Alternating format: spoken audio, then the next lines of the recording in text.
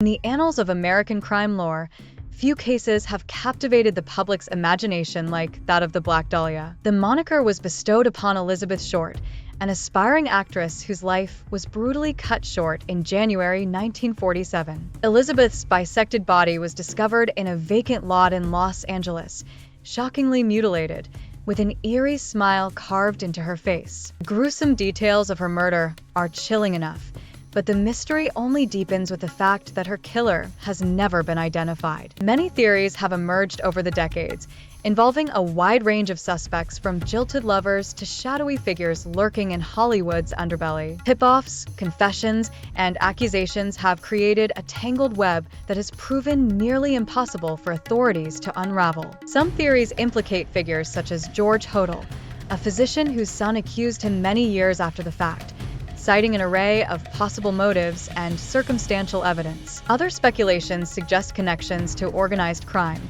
given the period's rampant corruption and the notorious mob influence in Los Angeles. Numerous amateur detectives and journalists have also thrown their hats into the ring, each offering their version of what could have happened. Yet despite the fervent efforts of many, the puzzle pieces never quite aligned to form a coherent picture. The lack of forensic technology at the time, compounded with the continuous media circus, has rendered the case one of the most scrutinized yet unfathomable murders in American history. Analysis of the crime scene and the nature of the wounds pointed toward a perpetrator with medical knowledge, directing suspicion toward doctors and surgeons of the era. However, without solid evidence, these inklings remain speculative at best. Over 70 years have passed, yet the ghost of the Black Dahlia persists, haunting the streets of Los Angeles and the public consciousness. The death of Elizabeth Short not only ended a young life brimming with potential, but also birthed the question that still lingers: who was truly behind her murder? Perhaps it's a riddle that time alone will solve,